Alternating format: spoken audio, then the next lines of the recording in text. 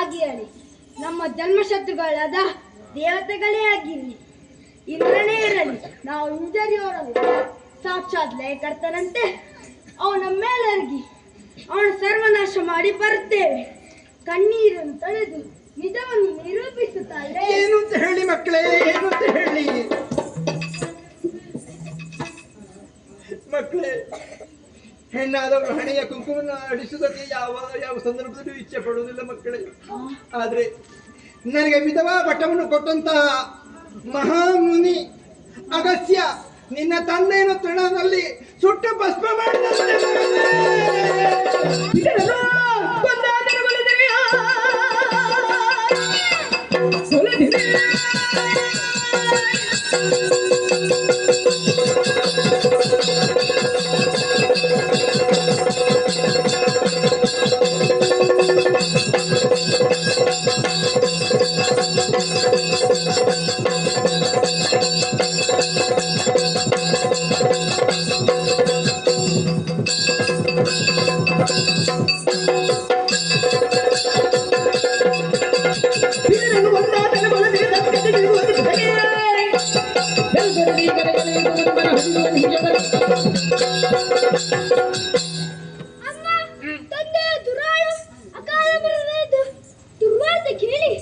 ನಮಗೆ ಆಘಾತವಾದರೆ ಆಶ್ಚರ್ಯವೇನಲ್ಲ, ಆದರೆ ಹತ್ತುಗೋಳಾಡುವುದರಿಂದ ಸಾಧಿಸುವುದೇನೆಂದು ತಾಯೇ. ಇದು ನಮ್ಮ ಸುಖ ಸಂಸಾರದ ನಮ್ಮ ಜೀವನದ ಬಳ್ಳಿಯ ಬುಡಕ್ಕೆ ಕೊಳ್ಳಿ ಇಟ್ಟಾಗ ಆ ದುಷ್ಟ ಮುನಿಯನ್ನು ಬಿಟ್ಟು ಬಿಡುತ್ತೇವೆಂದು ತಿಳಿದಿರು. ಆತನನ್ನು ಕೊಂದಾಗ ಮಾತ್ರ ನಮ್ಮಪ್ಪನಿಗೆ ಸದ್ಗತಿ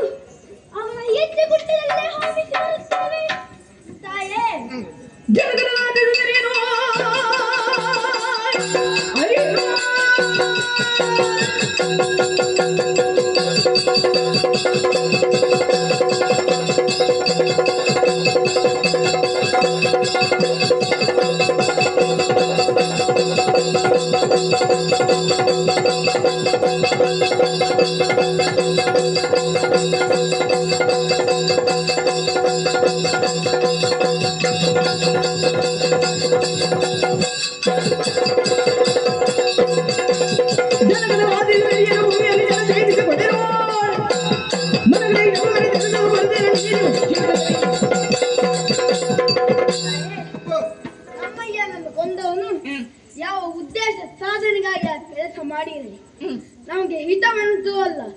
ನಮಗೆ ಅನ್ಯಾಯ ಮಾಡಿದ ಆ ಪಾಪಿ ನಮ್ಮ ಬದುಕನ್ನು ಅಭದ್ರತೆಯ ಅಂಧಕಾರದಲ್ಲಿ ಅದ್ದಿದ್ದ ಆತ ನಮ್ಮ ಪರಮ ಶತ್ರುವೇ ಸರಿ ಎಂದ ಮೇಲೆ ಅವನಿಗೆ ಇನ್ನು ಬದುಕುವ ಅವಕಾಶ ಕೊಡಬಾರದು. ಕೊಂದವನಿಗೆ ಕೊಲೆ ತಪ್ಪದೆಂಬುದು ಕೊಕ್ಕಿಯನ್ನು ಸತ್ಯಗೊಳಿಸಲು ಪುತ್ರ ಧರ್ಮವನ್ನು ನಡೆಸಲು ನಾನು ಹೋಗುತ್ತೇನೆ. ಅರಸಿ ಕಳಿಸುತ್ತಾರೆ. ನಿಮ್ಮ ವೀರವಾಣಿಯನ್ನು ಕೇಳಿದಾಗ ಮನಸ್ಸಿಗೆ ಸಂತೋಷ ಆಗ್ತಾ ಇದೆ. ನೀವು ನನ್ನ ಮುಖದ ಮೇಲಿರುವಂತಹ 2 ಕಣ್ಣುಗಳಂತೆ, ನನ್ನ ಶರೀರವಿರುವಂತಹ 2 ಕೈಗಳಂತೆ. ಮಕ್ಕಳೇ, ತಡ ಮಾಡುವುದಲ್ಲ, ನೇರವಾಗಿ ಆ ಕಡೆಗೆ ಸಾಗೋಣ.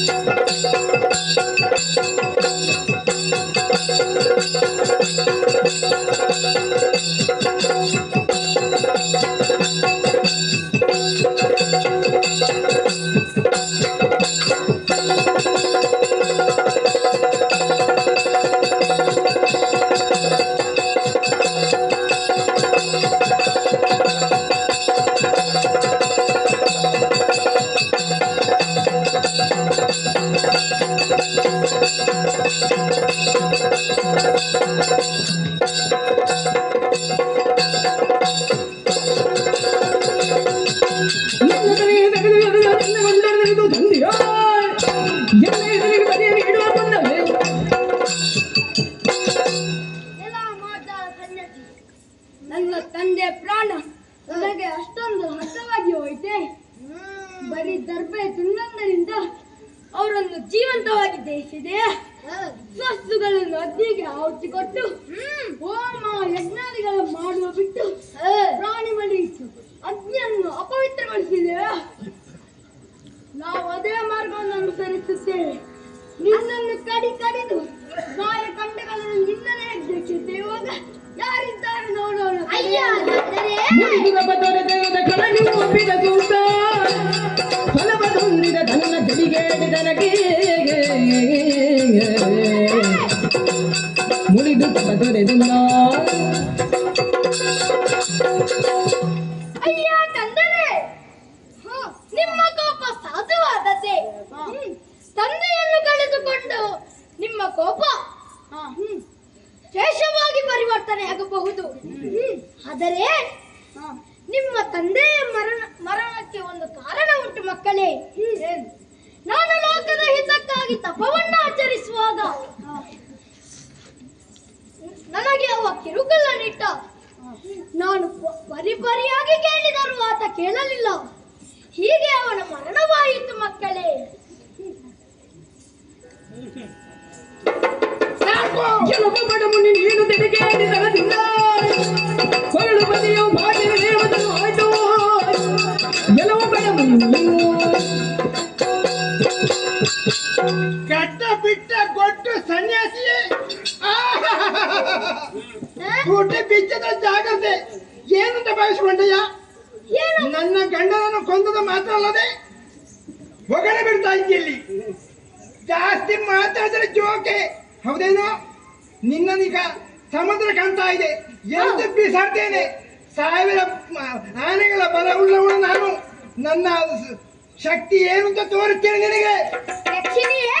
ಜಗದ ಶಿವ ಚಿಂತನೆಯ ಬಗೆಯೊಡಿರುವೆ ನಿನ್ನ ವಿಗಡ ನಿರ್ದಾಯಮನ ನಗರವನ್ನು ಸೇತ ವಿಗಡ ನಿರ್ದಾಯಮನ ನಗರವನ್ನು ಸೇತ. ಯಕ್ಷಿಣಿಯೇ, ಏನು ಕೋಪಕ್ಕೆ ಬುದ್ಧಿ ಕೊಡಬೇಡ. ಸ್ವಲ್ಪ ನಿಧಾನವಾಗಿ ಯೋಚಿಸಿ ನೋಡು. ನಾರಿ, ನಿನ್ನ ಪತಿಯನ್ನು ನಾನು ದೇಶವಿದ್ದು ಕೊಂದದ್ದಲ್ಲ. ಅವನ ದುರಹಂಕಾರಕ್ಕೆ ಆದ ಶಾಸ್ತಿಯೇ ಹೊರತು ಬೇರೇನೂ ಅಲ್ಲ. ಅವನಂತೆ ನಾನು ನೀಚ ಕಾರ್ಯಕ್ಕೆ ಇಳಿದು ಪಾಪಿಯಾಗಬೇಕೆ? ನೀನು ಹಾಳಾಗಿ ಹೋಗ್ಬೇಕು. ನೀನು ಪಾಪಿ, ಕಣ್ಣನನ್ನು ಕೊಂದೆಯ. ನಾನು ವಿಧಯ ಆಗಿದ್ದೇನೆ. ಈಗ ತಕ್ಕ ಶಕ್ತಿ ಮಾಡದೆ ಅಂದ್ರೆ ನಾನು ಹೆಣ್ಣೆ ಅಲ್ಲ, ಗೊತ್ತಿದೆ ಅದಕ್ಕೆ. ಮುನಿ ಭಗವಾನವನ್ನು ನಡೆದೆವು ಮುನಿಪಾ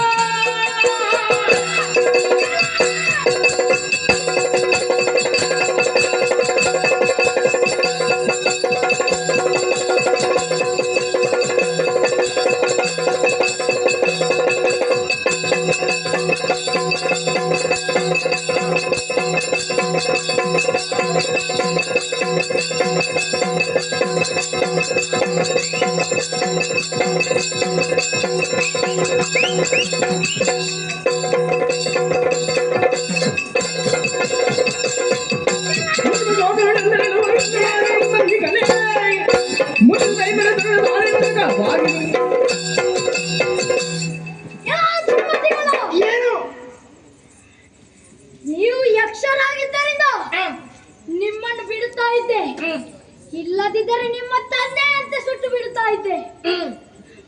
ಏನು ಮಹಾ ಏನು ಮಾಡುವಿ ನೀನು? ನಾವು ಯಕ್ಷರು, ಆದ್ದರಿಂದ ನೀವು ಭೂಲೋಕದಲ್ಲಿ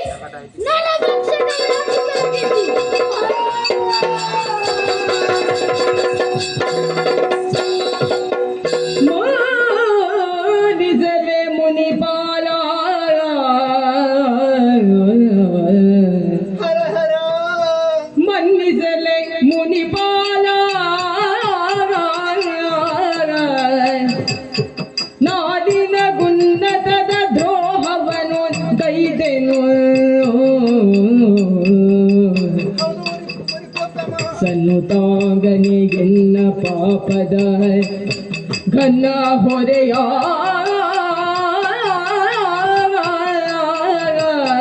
ಮನ್ನಿಸೋ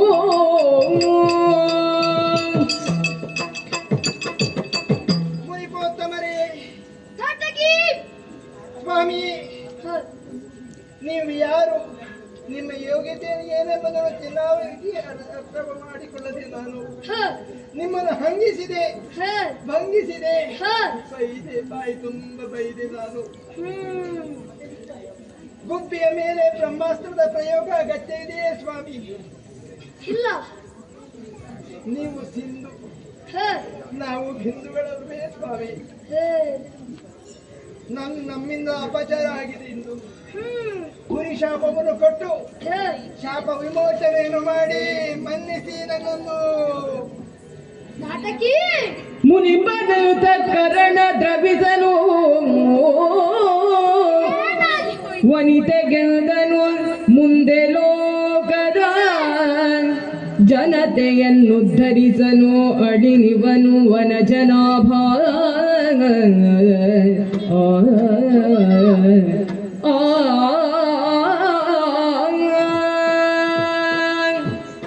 ನಾಟಕಿ ಸುಬಾಹು ಮಾರೀಚರಿ ಮರುಗದಿರಿ. ನಿಮ್ಮ ಉದ್ದಟತನಕ್ಕೆ ನನ್ನ ಬಾಯಿಯಿಂದ ಶಾಪ ಪ್ರಾಪ್ತಿಯಾಯಿತು. ಶಾಪಕ್ಕೆ ಒಂದು ಪರಿಹಾರವಿದೆ. ಮುಂದೊಂದು ದಿನ ಶ್ರೀಮನ್ ನಾರಾಯಣನು ರಾಮಾವತಾರದಲ್ಲಿ ಭೂಮಿಗೆ ಬಂದಾಗ ಅವನ ಆಯುಧಘಾತಕ್ಕೆ ನಿಮ್ಮ ಶಾಪ ವಿಮೋಚನೆ ಆಗುತ್ತದೆ. ನೀವಿನ್ನು ಹೋಗಿ ಶುಭವಾಗಲಿ.